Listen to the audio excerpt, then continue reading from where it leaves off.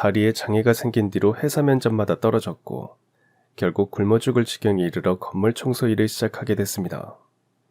그리고 그날은 바로 그 일의 첫날이었고요. 김씨, 건물주님께 인사드려.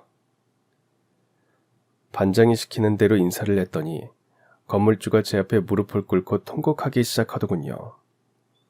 그 눈물을 보며 저도 결국 울고 말았습니다. 정말 사는 게 참 많이 힘들었습니다. 아니, 솔직히 말하자면 매일 아침 눈을 뜨는 게 두려울 정도였어요. 밥 한 끼 제대로 챙겨 먹는 게 사치처럼 느껴졌고 사람들 속에 섞여 웃고 있는 제 모습은 늘 가면을 쓴 것 같았죠. 그땐 모든 게 무너져 있었습니다. 일도 인간관계도 가족도 모두 절 외면하고 떠났으니까요. 제가 할 수 있는 일이라곤 하루하루 버티는 것뿐이었고 그조차도 점점 한계에 다다르고 있었습니다. 혼자라는 외로움, 누구에게 기대고 싶어도 기대지 못하는 삶.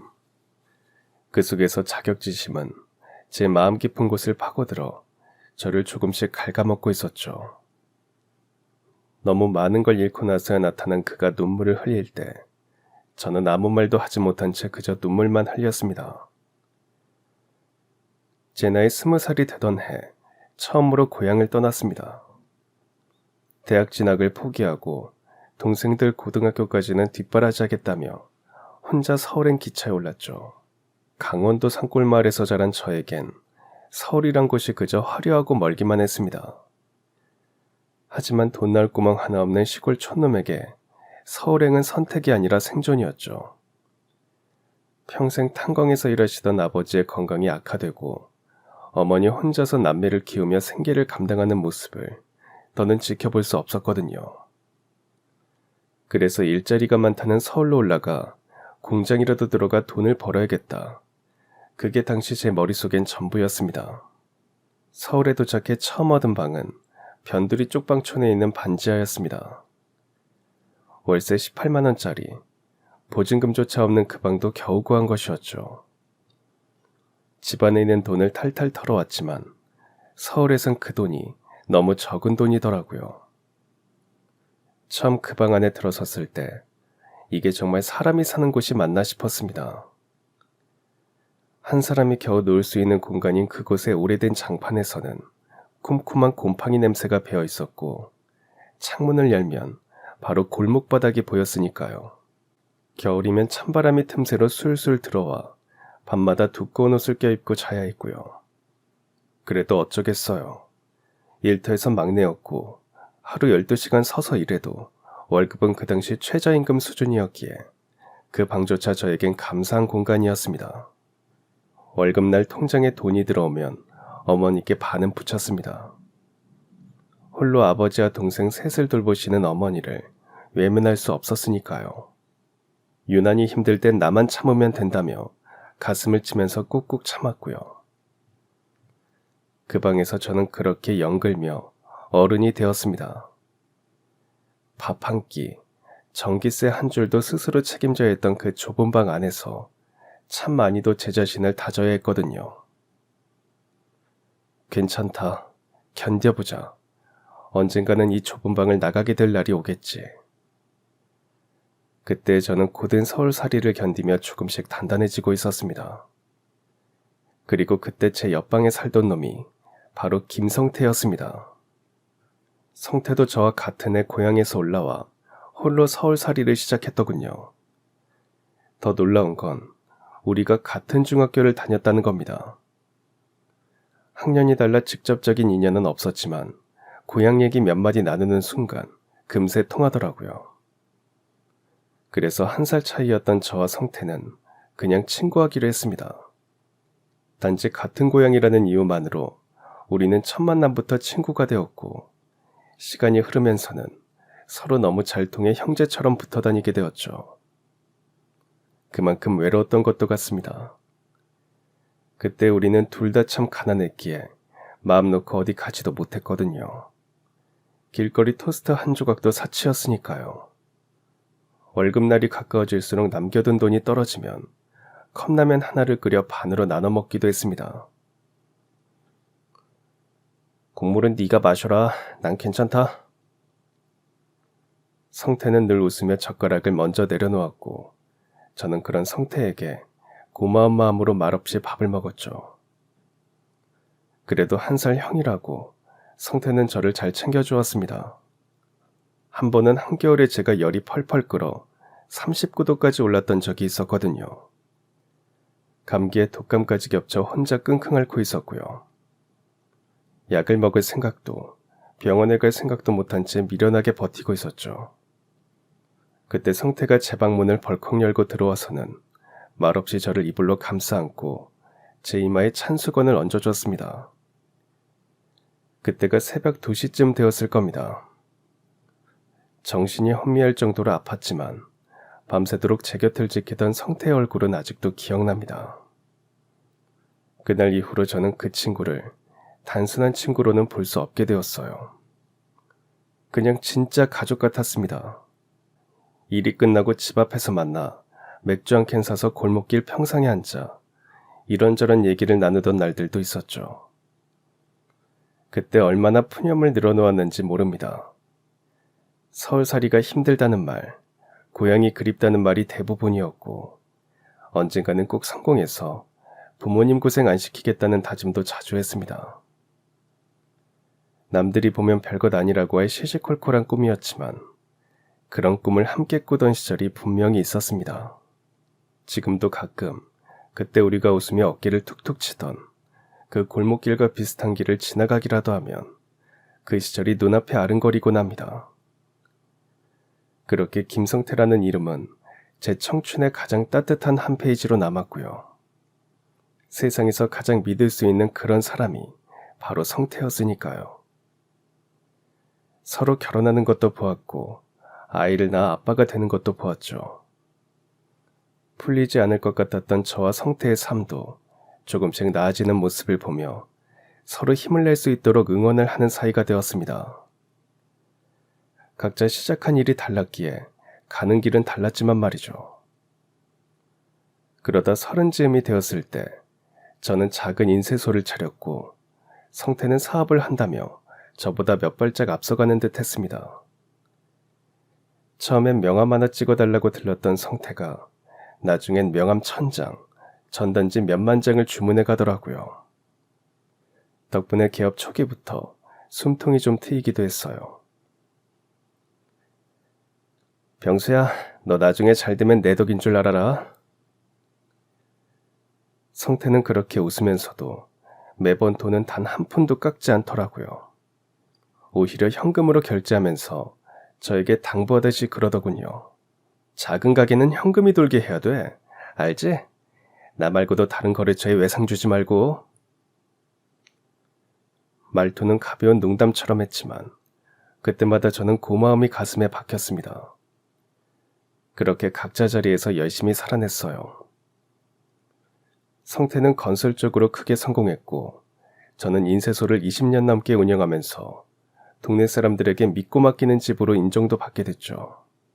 그랬지만 서로 바빠져도 명절이면 얼굴 받고 부모님 돌아가셨을 땐 누구보다 먼저 달려와 곁을 지켜줬던 사람도 성태였고요. 저희는 세월이 지날수록 그냥 친구가 아니었습니다. 세월 속에서 좋고 아픈 것들을 모두 함께 겪은 정말 가족 같은 사이였죠. 그래서였을까요? 그날 성태가 제게 조심스레 보증 좀 서줄 수 있겠냐고 말했을 때 저는 단 한 번도 의심하지 않았습니다. 저는 늘 성태를 믿는 쪽이었거든요.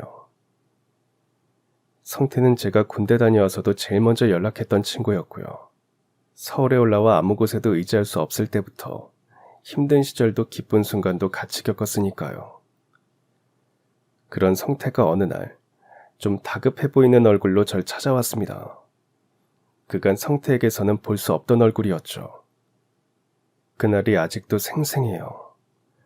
초겨울 바람이 꽤 차가웠는데 성태는 얇은 점퍼 하나 걸치고 제 앞에 서 있더라고요. 야 병수야, 나 진짜 이번에 마지막이다. 이번 계약만 넘기면 진짜 나뿐 아니라 너한테도 좋은 기회가 갈 거야. 그날따라 성태는 말끝마다 진짜라는 말을 붙였습니다. 눈빛이 흔들리면서도 간절했고 손가락 끝은 자꾸 다리를 꼼지락거렸죠. 지금 생각하면 그 모습이 불안의 몸짓이었을지도 모르겠네요. 그런데도 저는 성태를 믿었습니다. 성태가 제 눈을 똑바로 보며 말했거든요. 내가 언제 너한테 거짓말한 적 있었냐? 그 말에 전 더 묻지 않았습니다. 정말로 그때까지 성태는 저한테 단 한 번도 거짓말을 한 적이 없었으니까요. 그저 어려운 시기니까 서로 도우며 살자는 마음으로 제 이름 석자 꾹꾹 눌러 도장 찍으면서도 괜찮았죠. 그런데 그렇게 믿었던 성태가 한 달도 안 지나서 사라졌습니다. 전화를 아무리 해도 받지 않았고 조만간 술 한잔 하자더니 나타나지도 않았죠. 처음엔 그냥 바쁜가 보다 했는데 시간이 지나도 연락이 없으니까 마음이 점점 조여오더라고요. 아내는 처음부터 제가 성태에게 보증을 서준 것을 탐탁치 않아 했기에 되도록 저 혼자 알고 있다가 해결을 하려고 했습니다. 하지만 성태는 3달이 지나도록 소식이 없었고 집에 경고장이 날아왔죠. 그러다 보니 집에 들어갈 때마다 아내는 눈에 불을 켜고 그러더군요. 당신은 가족보다 친구가 최우선이에요? 그 돈 못 갚으면 우리 집도 다 날아가. 애들 생각은 하는 거예요?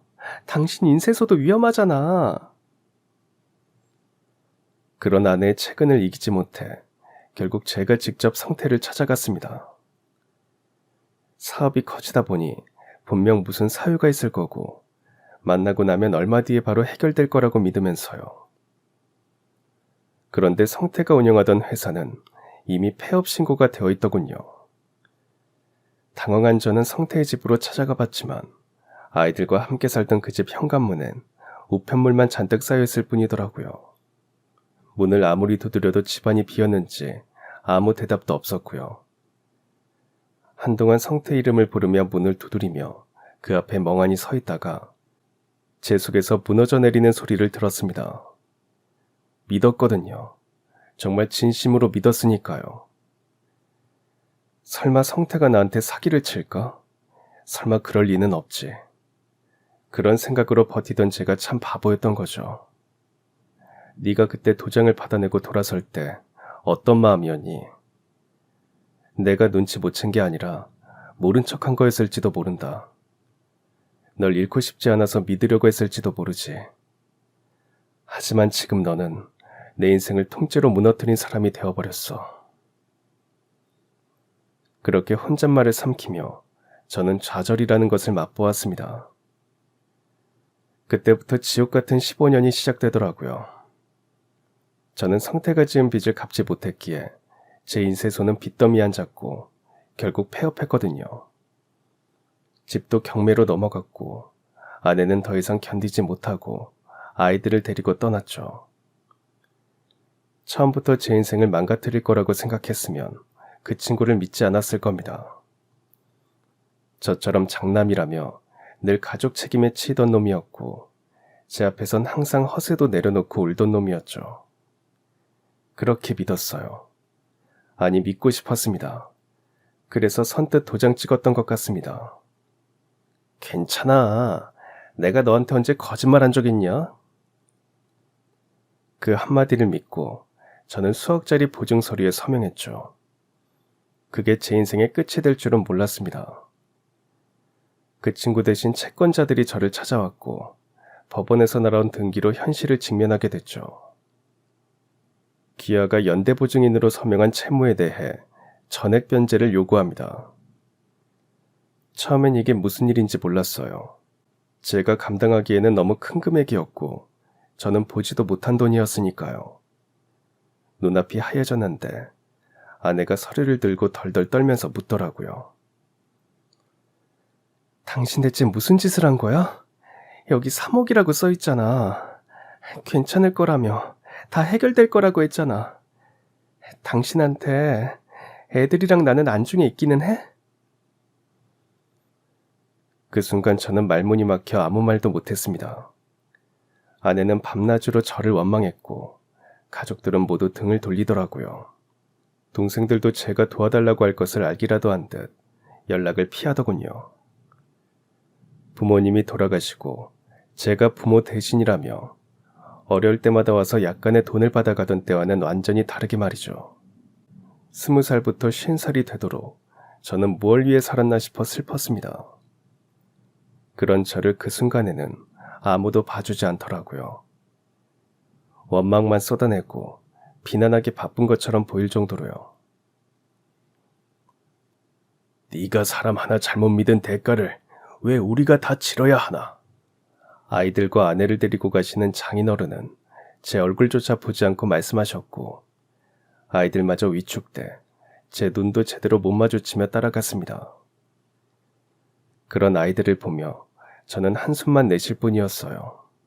집은 경매로 넘어갔고 아이들은 그 사이 이사를 5번이나 다녔으니까요. 그 과정에서 아내는 버티다 못해 아이들 손을 잡고 떠나기로 했고요. 아내는 떠나는 순간까지도 저에 대한 원망을 쏟아내더군요.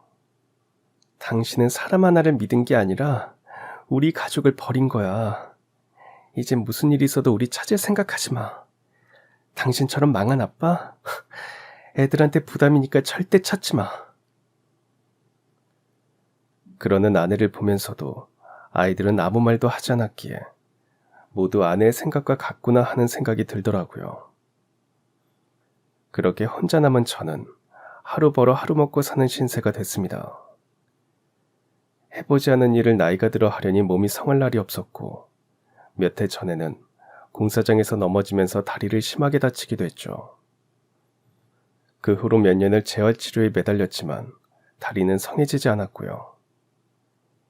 다리를 절뚝이게 되니 허리도 아프고 무거운 것도 들 수 없어 일용직 일도 하지 못하게 되었습니다. 혹시나 할 수 있는 일이 있나 싶어 이력서를 수십 장 넣어봤지만 단 한마디면 끝이더군요. 다리가 불편하시다면서요. 면접관의 대답 같은 그 질문에 잠시 숨이 멎는 줄 알았습니다. 어쩌면 예상했던 질문이었는데도 막상 그 말이 입 밖으로 나오니 속이 뜨겁더라고요. 실업자가 된 채로 시간이 흘렀고 가진 건 병원비로 바닥난 통장뿐이었으니까요. 지원할 수 있는 곳은 그렇게 점점 줄어들었습니다. 몸이 불편하다 보니 면접까지 가는 것조차 쉽지 않았고 몇 번의 면접에서 제 다리를 흘끗 보고는 연락드리겠다는 말만 남긴 채 소식이 없었죠. 차라리 대놓고 안 된다고 하면 기대도 없어 덜 아플 텐데요. 그렇게 수없이 떨어지면서 제 다리가 제 인생을 발목 잡고 있다는 생각에 잠 못 드는 날도 많았습니다. 생활은 점점 곤란해졌어요. 처음엔 냉장고에 있는 걸 아껴가며 버텼습니다. 라면 하나를 하루에 나눠 먹고 전기밥솥에 밥을 해놓으면 소중해서 하루 종일 뚜껑도 열지 못했죠. 나중에 쌀도 떨어지고 공과금 고지서가 쌓이기 시작했습니다. 핸드폰 요금도 밀려서 연락 하나 없는 날이 많아졌고요. 정말 굶어 죽는다는 게 어떤 건지 처음 알았습니다. 20살, 서울에 처음 올라왔을 때는 일자리도 있고 희망이라도 있었지만 그때는 일자리도 없고 희망도 없다 보니 더 아프고 힘들게 느껴졌죠. 며칠 동안은 물로 배를 채우기도 했어요. 식탁 대신 싱크대에 기대어 앉아서 수도꼭지에서 나오는 물을 받아 마시며 하루를 버텼습니다. 차가운 물이 목을 타고 넘어갈 때마다 이러다 굶어 죽겠다 하는 생각이 스치더라고요. 하지만 지갑이 빈 지 오래였고 그 지갑을 괜히 꺼내 손에 쥐었던 아따를 반복할 뿐이었어요. 혹시나 어디 숨겨둔 동전 하나라도 나오지 않을까 해서요. 벽에 걸린 거울을 보다 웃음이 나더군요. 제 모습이 너무 초라해서 보기 힘들었거든요. 한때 인쇄소를 운영하며 사장님 소리를 듣던 제 모습은 사라지고 초췌한 얼굴로 고개 숙인 제가 서 있었으니까요. 그러다 구인 광고 신문에서 청소대행 구인 공고를 보았습니다. 장기 근무자 우대, 경력 무관, 나이 무관. 혹시나 하는 마음으로 전화를 걸었고 면접을 보러 오라는 말을 들었죠. 면접을 보러 오라는 말을 듣고 저는 며칠 만에 물을 넘기던 입에 밥을 조금 밀어 넣었습니다. 그렇게라도 먹고 기운을 내야 면접을 갈 수 있을 것 같았거든요. 면접 장소는 지하철 2번을 갈아타야 했는데 교통비가 문제더군요. 통장 잔고는 0원이었고 남아있는 동전들을 긁어모아 봤지만 몇백 원이 부족했어요. 그때 문득 생각난 게 있었어요. 예전에 일용직일을 다니며 쓰다 남은 교통카드가 떠오르더라고요. 그래서 서랍 깊숙한 곳에 처박혀 있던 그 카드를 꺼내 혹시나 하는 마음으로 근처 버스 매표소로가 단말기에 찍어봤습니다. 그것마저 안 되면 어쩌나 노심초사하는 마음으로 해본 것이었죠. 그런데 잔액이 15,000원 정도 남아있는 겁니다. 며칠 동안의 교통비는 될 금액이 남아있다는 사실에 안심이 되더군요. 정말 숨이 멎을 것 같은 안도감에 눈물이 핑 돌았어요. 그렇게 저는 무거운 몸을 이끌고 면접장으로 향했습니다. 그러다 지하철 안에서 저는 제 손을 바라보게 되었죠. 굳은 살이 얽혀있는 손, 이제는 주먹도 잘 쥐어지지 않는 손을 보니 무엇을 위해 그리 아등바등 살았나 싶더라고요. 그러다 문득 이 손으로 무얼 더 할 수 있을까 하며 자신이 없어졌죠. 하지만 그럼에도 불구하고 저는 그 면접장 문 앞에 서 있었습니다. 정말 목구멍이 포도청이라고 이곳이 아니면 굶어 죽을 수도 있겠다 싶어서요. 청소 일자리 면접 때문에 왔는데요. 문을 열고 들어서자마자 절뚝이는 저를 보며 직원이 당황한 표정을 지었지만 저는 웃으며 말했어요. 몸은 불편하지만 정말 열심히 하겠습니다. 진심입니다. 그러자 그 직원은 어쩔 수 없이 웃으면서 꺼림칙해하는 얼굴로 저를 관리자분 앞까지 안내를 해주었습니다. 저와 마주 앉은 관리자분은 제 이력서를 한참 들여다보시더니 조용히 말하더군요. 청소 쪽 일은 전혀 경력이 없으시네요. 일용직도 청소는 안 하셨고요. 예전에 하시던 인쇄소 일도 청소랑은 좀 다르고 몸도 불편하신데 괜찮으시겠어요? 저는 그 말에 고개를 숙이며 조용히 말했습니다. 무조건 괜찮다고 말씀드리면 거짓말이겠지만 그래도 할 수 있습니다. 어떤 일이든 시켜만 주시면 무조건 해내겠습니다. 절박하다는 말조차 부끄럽게 느껴질 만큼 지금은 무슨 일이든 저에게 필요합니다. 솔직하지만 간절한 마음을 담아 그 말을 하면서 목이 메었고 침을 삼키며 참았던 감정이 입술 끝에서 떨리는 것 같았습니다. 그 순간만큼은 자존심도 체면도 다 내려놓았던 것 같아요. 그냥 살고 싶었거든요. 정말 저는 그날 저녁에도 끼니 걱정을 해야 하는 사정이었으니까요. 하지만 면접을 마치고 나오는 길에 연락을 주겠다는 말만 들은 채 또 기약 없이 기다릴 수밖에 없구나 하며 집으로 돌아왔죠. 그래도 기대를 할 수 있었던 건 관리자분의 눈빛 때문이었습니다. 제 말을 끊지 않고 끝까지 들어준 면접관은 그 관리자분이 처음이었고요. 그래서 그런지 그날 밤은 이상하게도 오랜만에 깊게 잠들었습니다. 무기력이나 자책이 아닌 기다림이라는 감정으로 하루를 마무리했거든요. 그리고 이틀 뒤 저에게 전화 한 통이 왔습니다. 청소대행 업체입니다. 다음 주부터 출근 가능하시죠? 그 말을 듣는 순간 핸드폰을 든 손이 덜덜 떨렸습니다. 네. 당연히 가능합니다. 감사합니다. 정말 감사합니다. 허리를 굽혀 몇 번이나 인사를 했는지 모릅니다. 다시는 제가 들을 수 없을 것 같던 출근이라는 기회가 저에게 온 것이 너무 기쁘더라고요. 저는 그날 바로 오래된 운동화를 꺼내 닦으며 다시 시작할 준비를 했습니다. 다리가 불편하든 손이 느리든 상관없었어요. 다시 한번 누군가가 저를 필요하다고 말해준 거니까요. 출근하라는 그 한마디가 저에겐 삶의 끈이자 숨통이었고요. 다른 사람들보다 느리게 일했지만 누구보다 절실하게 닦으며 누구보다 진심으로 바닥에 고개를 숙여 최선을 다해 청소하겠다고 다짐했죠.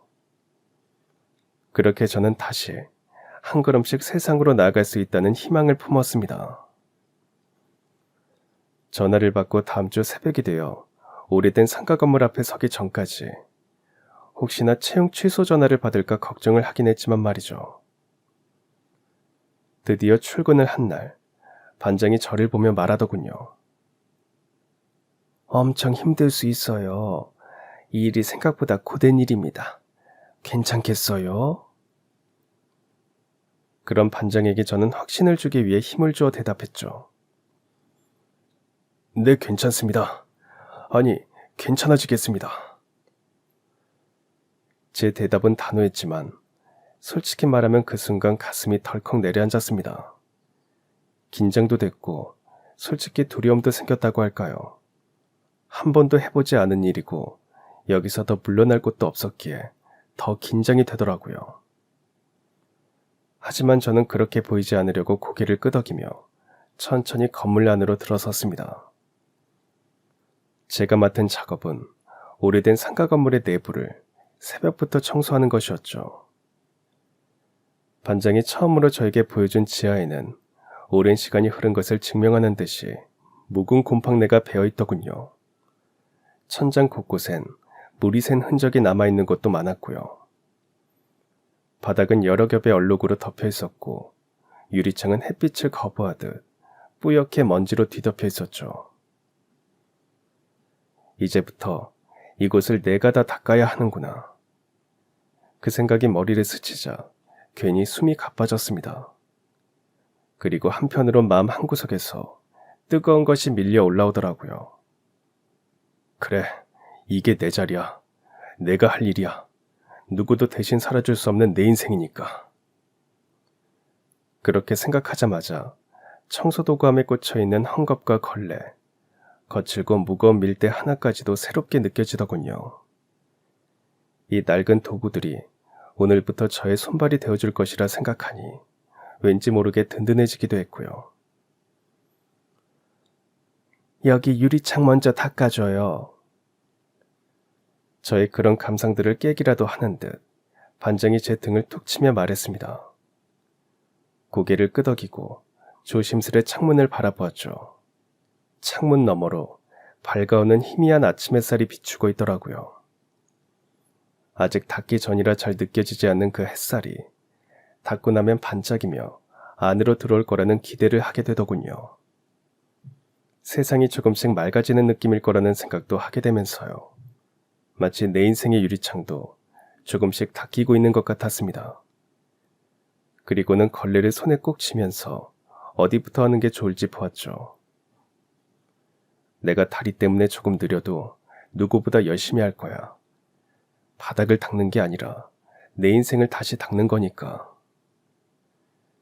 그런 생각을 하고 있는 저를 반장은 끌어당겨 한 사내에게 인사를 시켰습니다.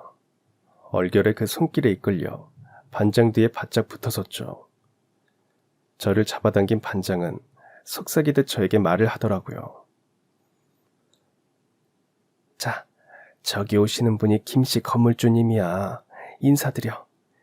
이 건물 매입하신 지 얼마 안 됐는데 건물에 애정이 많으신 분이야. 그래서 이렇게 청소 대행까지 쓰면서 청소하시는 분이라고. 잘 보여. 반장의 말에 저는 허리 깊게 숙이며 건물주에게 인사를 했습니다. 안녕하십니까. 오늘부터 청소 시작하게 된 김병수입니다. 열심히 하겠습니다. 앞으로 잘 부탁드립니다. 그런데 그 건물주가 제 인사를 받더니 가던 길을 멈추더라고요. 그러더니 두 무릎을 꿇고 땅에 머리를 박으며 우는 겁니다. 갑작스런 상황에 반장과 저는 당황하여 그 건물주를 바라보았죠. 그리고는 저를 바라보는 그 얼굴을 보고 저도 울었고요.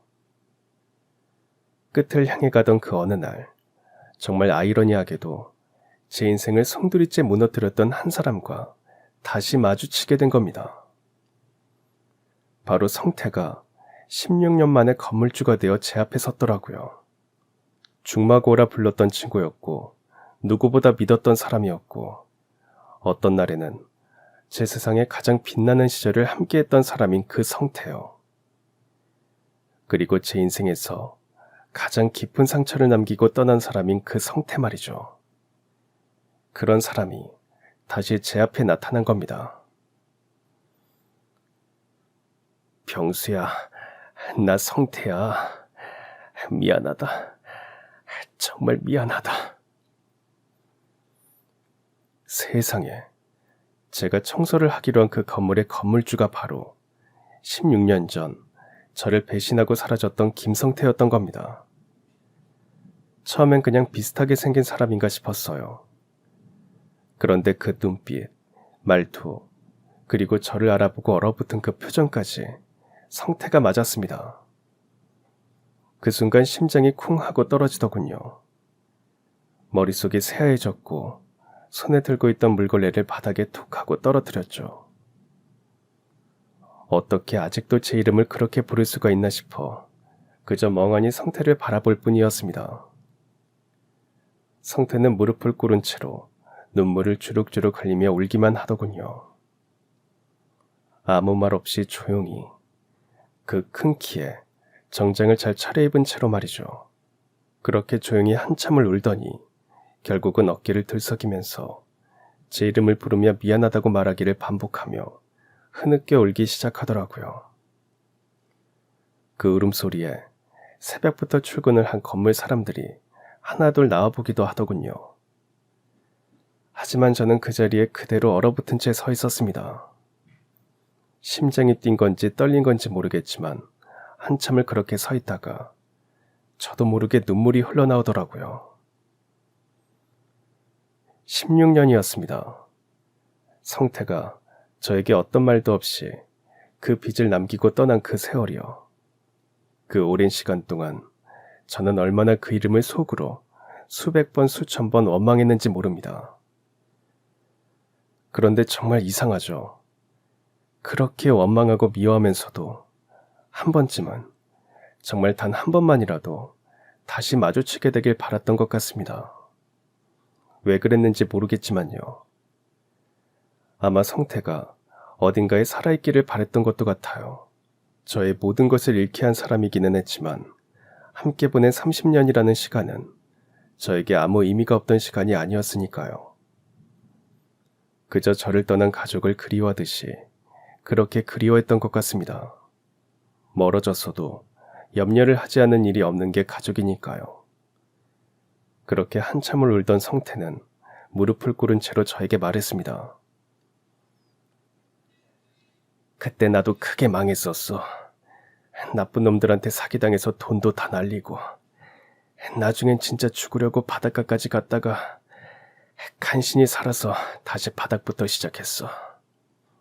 그러다 운이 좋아서 일이 잘 풀렸고 돈만 벌었다. 성태는 고개를 떨군 채 여전히 무릎을 꿇은 자세로 말을 이었습니다. 그때 바닷가에서 발을 디디려던 순간 이상하게도 네 얼굴이 떠오르더라. 미안하다는 말 한 번 못하고 죽으면 안 될 것 같아서 그래서 다시 돌아왔어. 돌아와서 처음엔 하루 벌어 하루 먹고 살았지. 처음엔 막노동부터 시작했어. 새벽에 인력시장 가서 줄 서 있다가 불려가면 철근도 나르고 시멘트도 퍼날랐어. 그 말에 바라본 성태의 손등이 거칠게 갈라져 있었습니다. 말하지 않아도 느껴지는 세월의 흔적이 저에게도 느껴지더군요. 저 역시 그 흔적이 있었으니까요. 그렇게 몇 달 지나니까 몸이 익더라. 일당도 조금씩 올라가고. 어느 날은 운 좋게 한 건설 사장 눈에 띄었어. 나한테 일 처리가 꼼꼼하다고 같이 오래 일해보자고 그러더라고. 그래서 그 사장 따라다니면서 일 배우고 공사 관리도 익히고 그렇게 몇 년이 흘렀어. 저는 조용히 성태의 말을 들으며 마음 깊은 곳에서 알 수 없는 감정이 올라오는 걸 느꼈습니다. 저만큼이나 힘든 시간을 성태도 보냈다는 것이 이상하게 느껴졌거든요. 성태는 그런 저를 여전히 울먹이는 얼굴로 바라보며 이야기를 이어갔죠. 그러다 작은 인연으로 리모델링 쪽 사업을 시작하게 됐어. 공사 따내고 현장 관리하고 견적 맞추면서 하나하나가 전쟁 같았지. 근데 희한하게도 죽을 고비를 넘겨서 그런지 뭐든 해낼 수 있을 것 같더라. 실패가 무서운 게 아니라 네 앞에 다시 못 서는 게 더 무서웠어. 성태는 감정이 복받치는지 고개를 숙이더니 다시 한번 울더군요. 그러더니 이내 숨을 몰아쉬며 진정을 하더니 이야기를 이어갔습니다. 다행히도 몇 년 전부터는 하는 일마다 잘 풀리기 시작했어.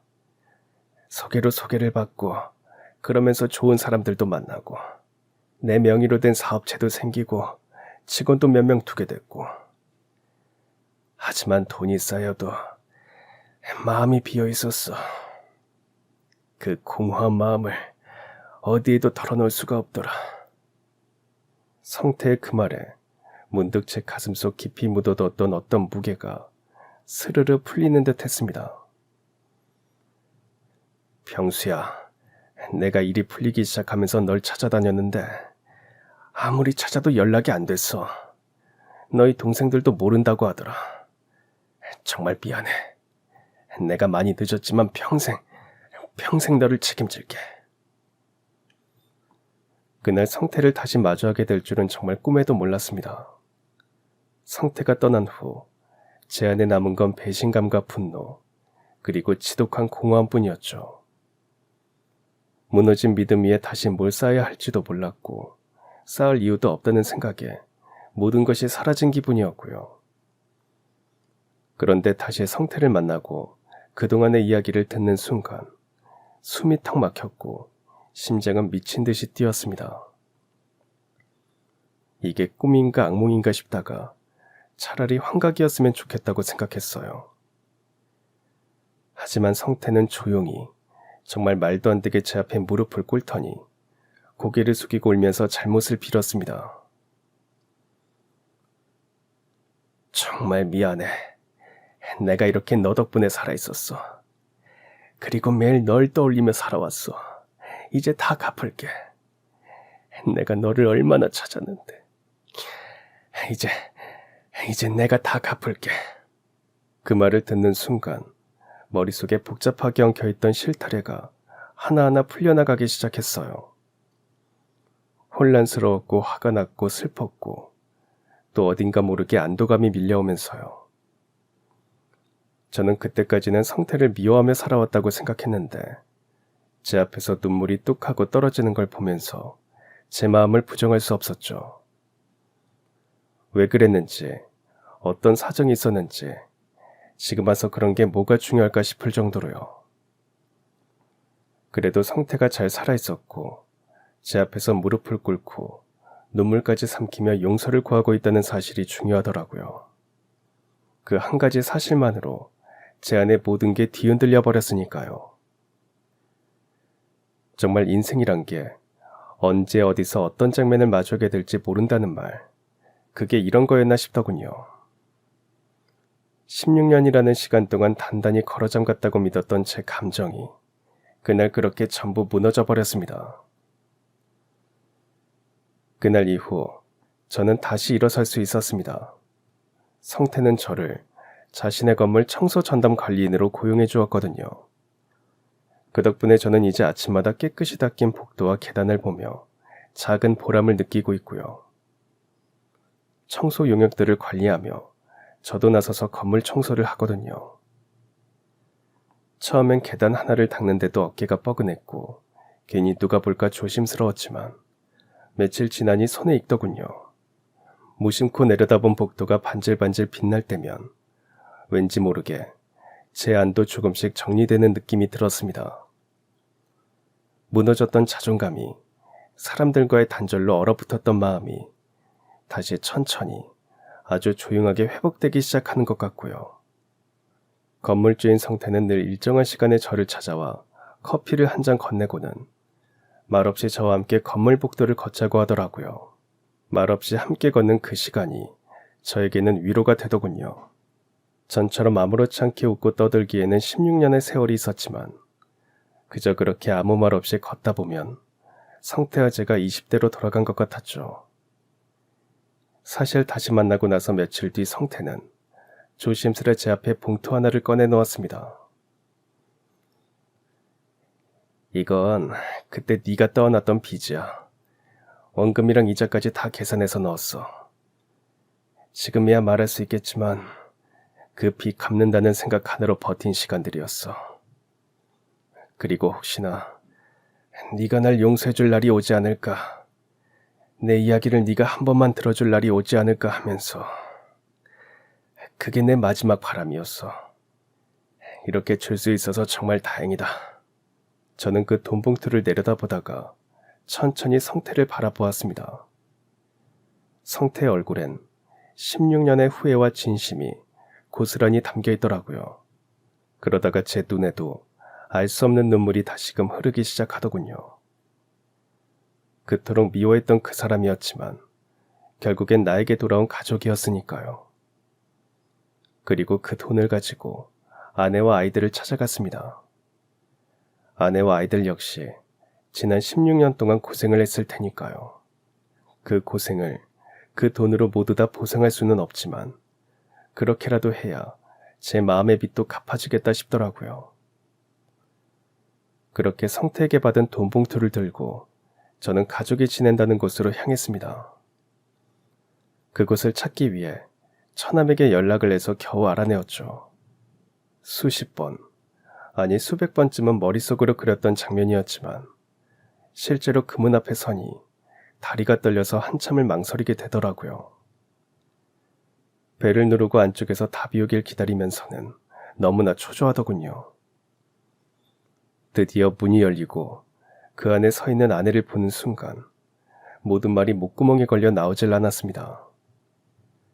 세월이 흐르면서 아내의 얼굴엔 주름이 들었지만 여전히 단단한 눈빛이었고 그 눈빛 속에 담긴 수많은 감정들을 마주하는 게 두려웠으니까요.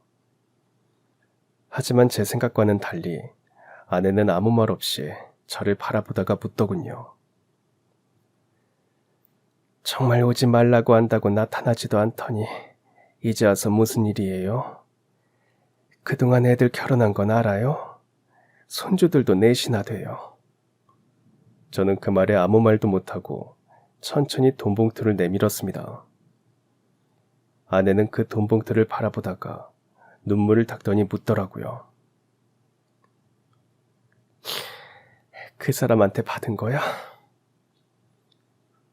저는 그 말에 아무 말 없이 고개만 끄덕였습니다. 그러자 아내는 돌아앉아 훌쩍이며 울더군요. 그런 아내를 저는 한참 동안 바라보다 말했습니다. 늦었지만 꼭 당신한테 건네야 할 것 같아서 왔어. 그동안 애들이랑 고생 많았지? 정말 미안해. 그 말에 아내는 눈물만 흘리며 입을 닫더니 제 손에서 봉투를 받아들고는 부엌 식탁에 올려놓았습니다. 그리고 말없이 차 한 잔을 내오더군요. 그게 그날 우리가 나눈 전부였지만 저는 그 짧은 순간 안에서 무언가 풀리는 걸 느꼈습니다. 그러더니 며칠 뒤 큰아들이 찾아왔더라고요. 자기 아이 둘과 함께요. 손주들이 저를 보고 할아버지하고 부르며 뛰어오는 걸 보는데 울컥하더군요. 그 조그만 손이 제 손을 잡는 순간 16년 동안 텅 비어있던 가슴 한구석이 따뜻하게 채워지는 느낌이었죠.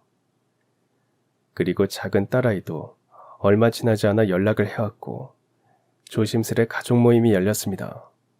예전처럼 왁자지껄 웃고 떠들 순 없었지만 조금은 어색한 웃음 속에서 서로가 서로를 다시 알아가는 시간이었죠. 가족 모임이 끝나고 집으로 돌아가는 길, 저는 오래전 기억 속 풍경을 떠올렸습니다. 주말이면 같이 장을 보러 가고 아이들과 손잡고 공원 산책을 하던 평범한 그 일상들이 마치 영화처럼 떠오르더라고요. 그땐 그게 그렇게 당연한 줄만 알았는데 이제는 그 아무것도 아닌 평범함이 얼마나 귀하고 소중한지 절절히 알겠더군요. 며칠 뒤 작은 딸 민정이가 조심스레 문자를 보내왔습니다. 아빠, 주말에 시간 되시면 같이 점심 드실래요? 짧은 문장이었지만 그 안에 16년의 망설임과 용기를 동시에 느낄 수 있더라고요. 저는 손이 떨리는 걸 애써 감추며 어디든 좋다며 답장을 보냈습니다. 주말 약속 장소에 나가보니 민정이는 저 멀리서 저를 보고 서 있더군요. 16년 전에 헤어질 때는 애때 나가시였는데 이제는 성숙해진 모습으로요. 그 모습이 어찌나 반갑고 또 미안하던지 한 걸음에 달려가 품에 안고 싶었지만 그저 서툰 웃음 하나 건네는 게 전부였습니다.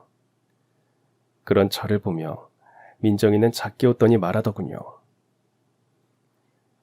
아빠, 시간이 많이 걸릴 수도 있어요. 그렇지만 우리 다시 시작해봐요. 지금이라도요. 그 말에 저는 더 이상 아무 말도 할 수 없었고 그저 고개를 끄덕이며 손등으로 눈물을 닦았습니다. 그렇게 딸과 마주 앉아 먹는 따뜻한 식사 한 그릇에 제 지난 삶의 후회와 외로움이 천천히 녹아내리더군요. 그리고 한 달쯤 지나 아내에게서 전화를 받았습니다.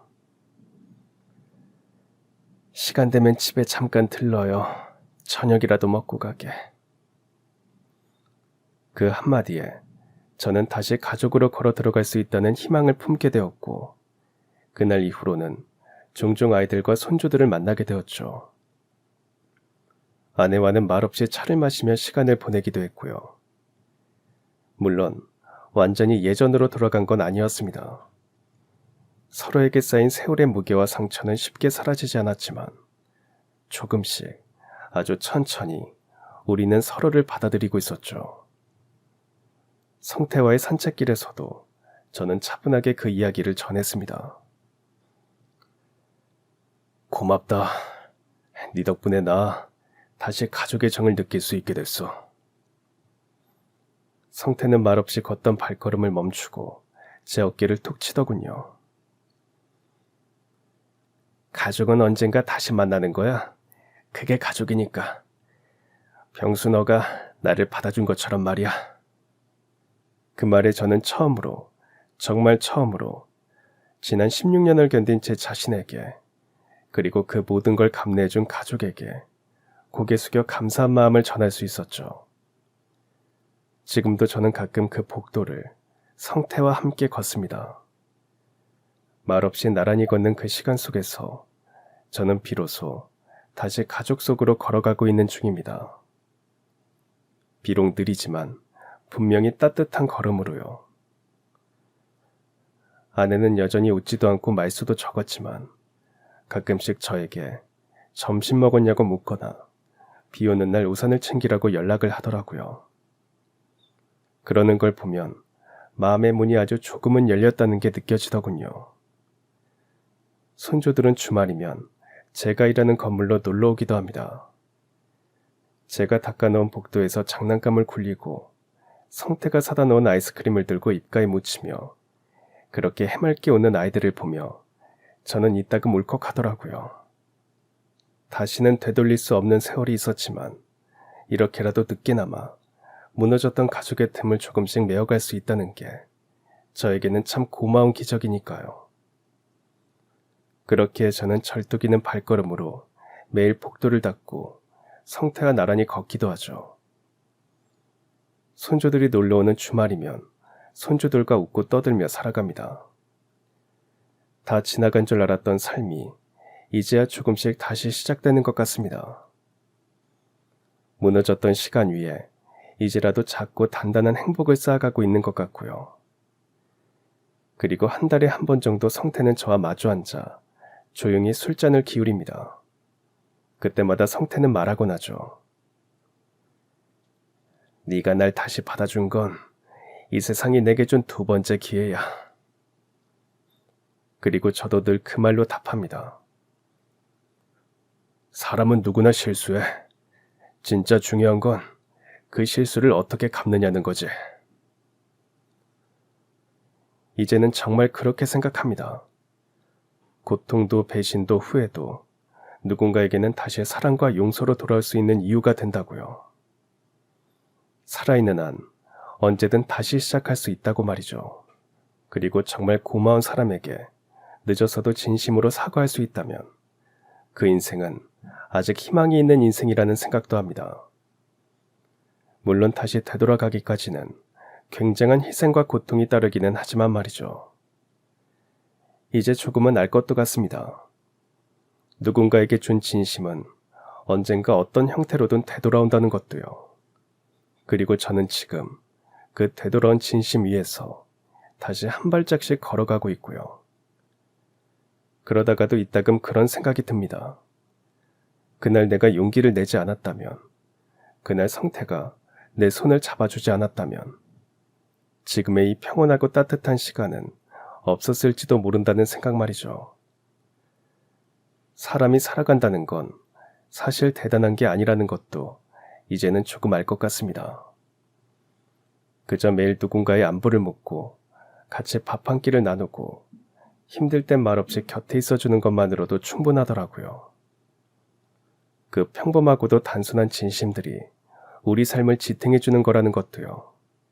이제는 손주들이 뛰노는 소리를 들으며 저도 모르게 웃음 짓게 되고 아내가 말없이 내민 찻잔 하나에 가슴이 따뜻해지곤 합니다. 예전처럼 모든 게 완벽하진 않지만 이젠 그 불완전함마저 고마워요. 그건 서로가 서로를 향해 다시 걷고 있다는 증거니까요. 누군가 그러더군요. 상처는 사라지지 않지만 그 자리에 새살이 돋을 수는 있다고요. 지금의 저는 그 새살을 조심스레 키워가고 있는 중입니다. 그리고 만약 이 글을 듣고 계신 누군가도 저처럼 한때 모든 걸 잃었다고 느꼈다면 꼭 전해드리고 싶습니다. 아직 늦지 않았다고요. 조금 느려도 괜찮다고요. 진심은 언젠가 꼭 닿는다고요. 저는 오늘도 복도를 닫고 아이들의 웃음소리에 귀 기울이며 하루를 보냅니다. 그리고 아주 천천히 하지만 분명하게 다시 가족이라는 이름 속으로 걸어가고 있습니다. 비록 뒤늦은 걸음일지라도 그 길의 끝엔 따뜻한 온기가 기다리고 있으니까요. 그리고 혹여나 성태처럼 실수로 다른 사람을 아프게 했다면 꼭 용서를 구하시길 바라겠습니다. 성태는 저를 만나고 나서야 비로소 잠을 제대로 잔다고 하더라고요. 사람이 죄 짓고는 못 산다는 말이 맞다면서요. 그러니 용서를 구하시고 마음의 짐을 덜어내시길 바랍니다. 그렇게 마음 편히 행복해지시고요. 모두가 행복해지시길 바라며 이만 글 마치겠습니다. 그럼 지금까지 사연 들어주셔서 감사합니다. 사연이 재밌으셨다면 구독과 좋아요 부탁드려요. 감사합니다. 안녕히 계세요.